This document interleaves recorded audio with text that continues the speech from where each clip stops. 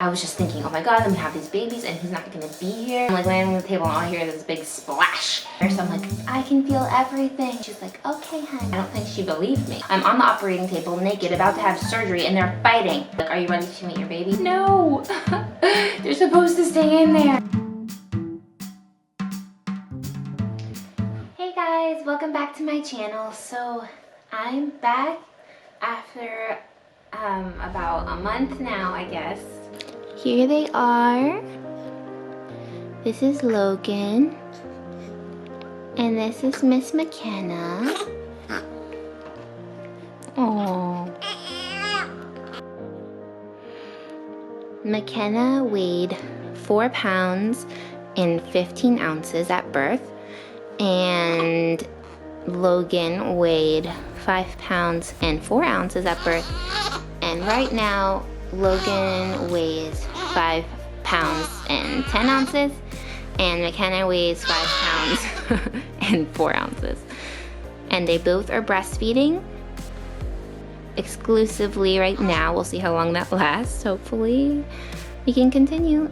So anyway, I'm back, and the twins are here. So I'm going to be telling you guys just kind of like my birth, what happened leading up to the birth, and a little bit about their NICU stay and then coming home. So it all started, had my last update, I was telling you guys that I thought, you know, I was having a lot of more contractions and things were getting a little bit more serious. And literally when I was done filming that video, they were getting really bad. So it's like, you know what, I'm gonna give my doctor a call and tell her, heads up, don't go anywhere because this weekend might be the weekend. But as soon as she heard what I was doing, like my symptoms on the phone, she said, go to a labor and delivery right now. And I was like, I don't know if I want to go. And I was kind of like, because here's the thing, I knew, I was like, if I go to the hospital, they're gonna do a vaginal exam. And if they do a vaginal exam, I think I'm gonna go into labor. But if they don't, I thought I could maybe hold off. But she was like, no, you really need to go, you need to go. So I grudgingly went.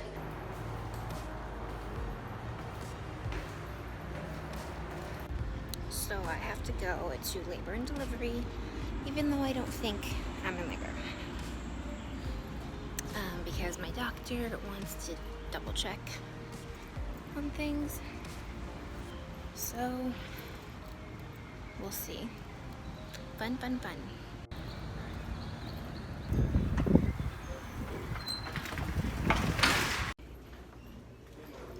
So I'm going to labor and delivery because I'm having contractions, 100% effaced.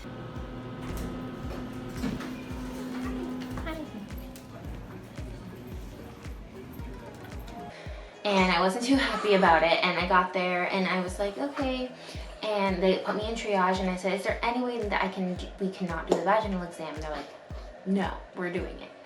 So they actually ended up doing all together while I was at the hospital, 3 vaginal exams, which definitely put me into labor if I wasn't already. My contractions were so close together. Whoops, 1 second.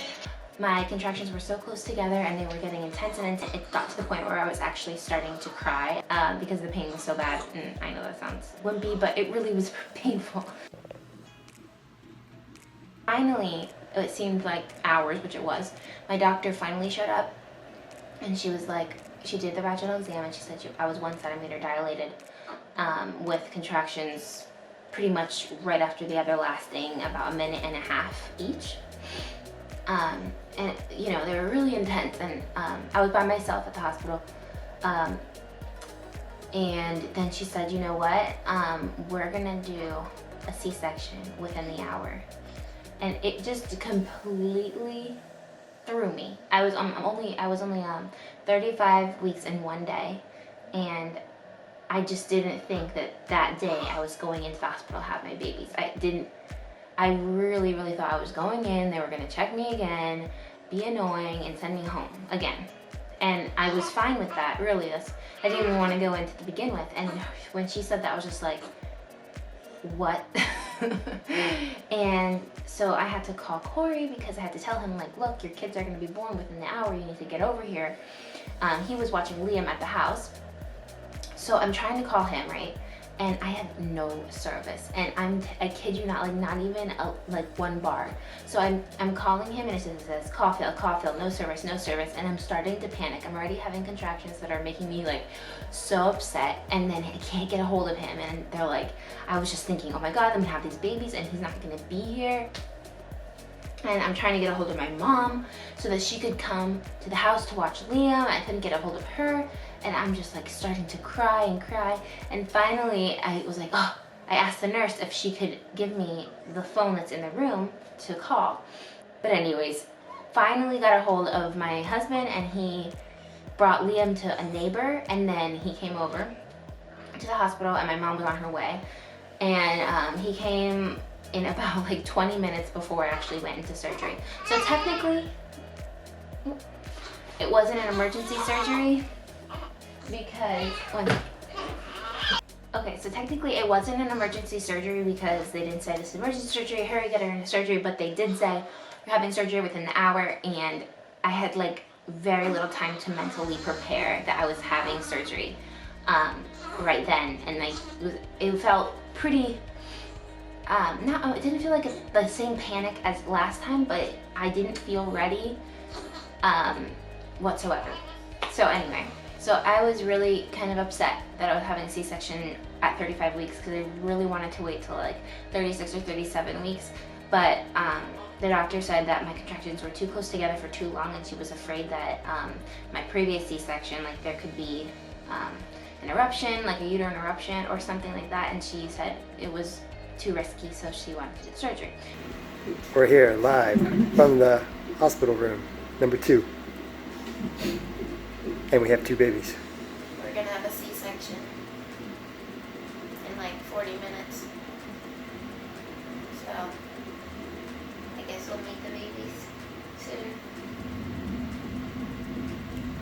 April 11th. Not a very nice birthday. 4/11? I was hoping for 4/15. Yeah. On Liam's 6th half birthday.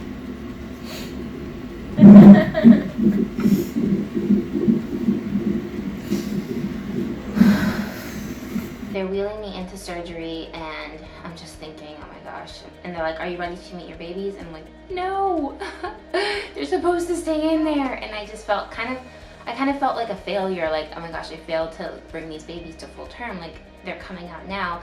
I also felt like they weren't ready to come out into the world, and I felt very scared for them. I remember getting onto the operating table, and I had a different anesthesiologist than last time, and he was like not nice whatsoever. He was just kind of like I felt like he just wanted to leave. Like, I don't know, like I was annoying him that I was having surgery. I don't know. So anyways, but I was trying to block him out, but I got on the table, and they have you straddle the table. This table's about like this. It's not even, like I felt like I would fall off of it.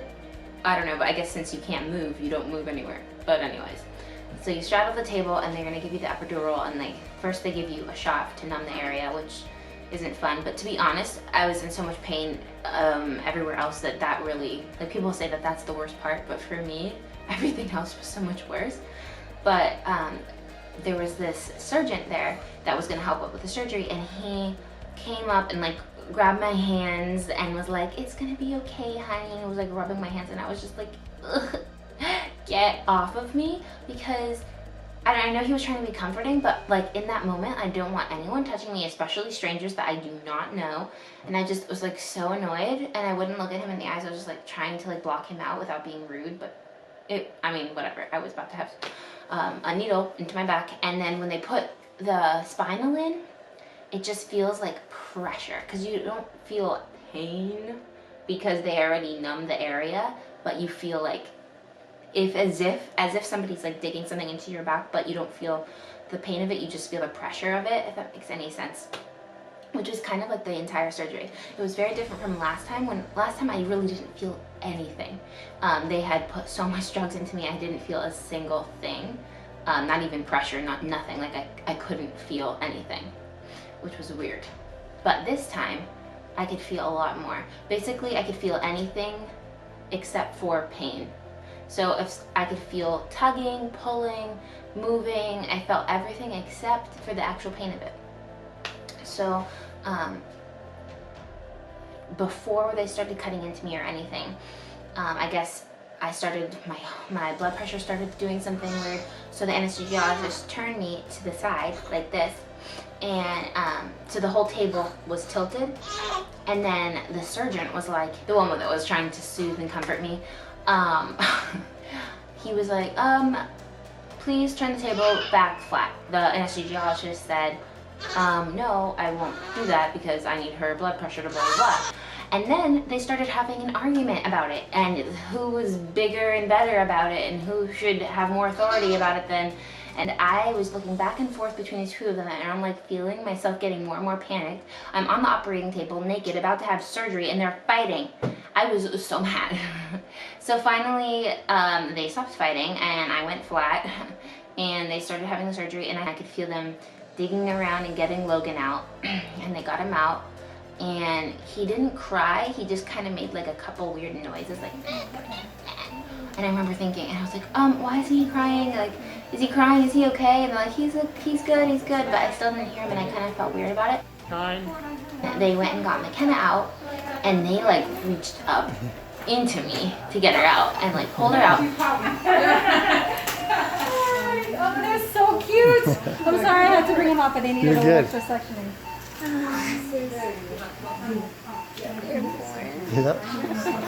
The second they pulled her out, I could feel so much pressure released on my chest. I felt like I hadn't taken a deep breath in months.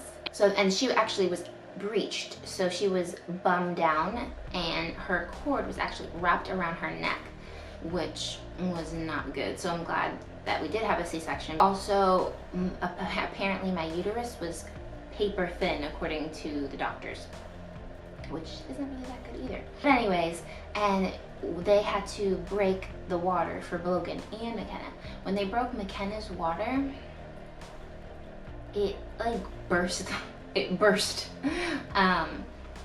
Like a water balloon basically like popped, and it was so much water. It went all over the OR. It went all the way to the ends of the room, and it like got all over. It was really, and they were like laughing about it, but I was like, oh my gosh. I'm like laying on the table and all I hear this big splash. So they pulled her out, and she wasn't crying at all, and I hardly heard any peeps out of her. And so I was just like there, and I'm like waiting, because last time when they after the surgery, they brought Liam around, and I was able to see him before I got stitched up. So I'm waiting and waiting and waiting, and finally a doctor comes over and says, listen, your babies have a lot of fluid in their lungs, and they need to go get oxygen in the NICU. I guess they had fluid in their lungs, so they were whisked away to the NICU, and I didn't even get to like look at them, and I was so upset. She said that my world just crumbled into pieces. Like, I was like, are you kidding me? As they wheeled me away, they were saying, you know, we're gonna take you to a recovery room, which the recovery room is really like a long hallway where they just piled beds. So it's really not a room, and they just stuffed me in the corner. They pumped me with Pitocin so that my uterus would contract. They gave me Pitocin after my C-section to make my uterus close down. Then my spinal wore off, and so I could feel everything. And I was feeling these horrible Pitocin contractions, and like the fresh stitches of my C-section, like all of the pain, and it was unbearable. And the most pain I've ever been in my life, I swear. I was just bawling in tears. The nurse, I'm like, I can feel everything, and she's like, okay, honey. And I don't think she believed me, because she didn't do anything. Finally, I got her to like, I'm like, I need medicine. Get me medicine.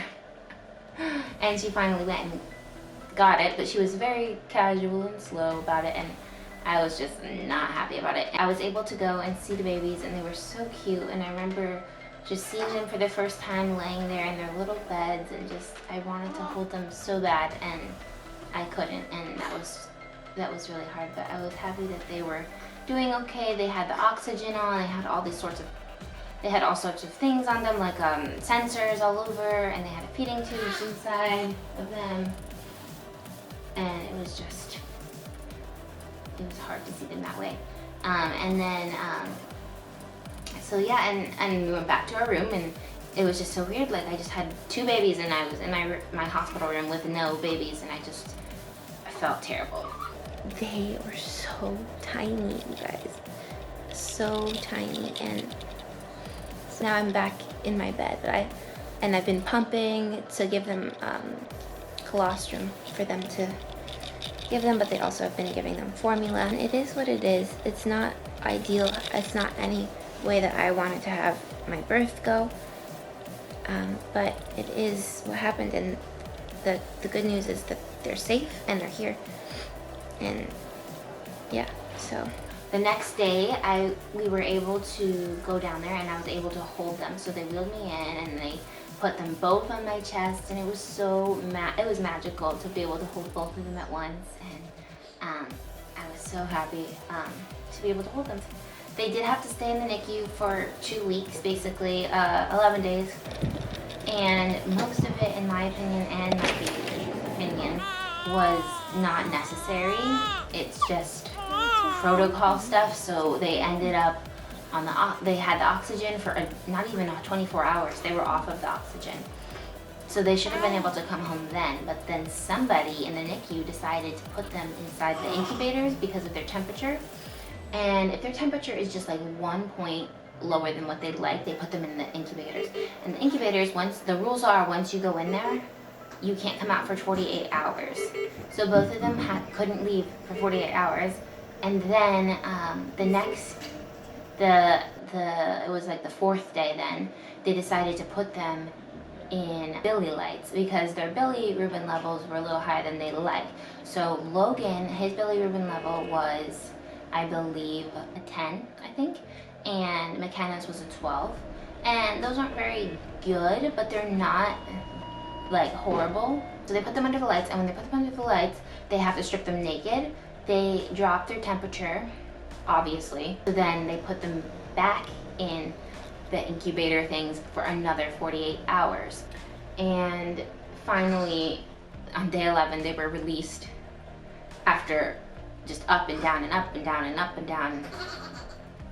It was just nights, me just crying, wanting them to be here. Those 2 weeks just feel like a blur. Good morning. Good morning. Today, the Tiller twins are graduating from NICU. Yay! Day 11. Got it all set up, and now we're just waiting for them to tell us it's okay to leave. We're gonna go home. My C-section, the incision, there were parts that were bleeding in the hospital, and I showed them to my doctor, and she was like, oh, they'll heal up. But they haven't healed, even still to this day. It's 3 weeks now out, and it didn't heal.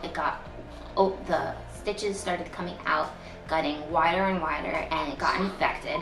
And it's just really sad, and it really makes me upset, and it's still doing bad right now. So hopefully that fixes or something. I keep going back to her, and she keeps putting tape on it, but the tape's not holding. So anyway, I'm still struggling with like just lower pain in my C-section area.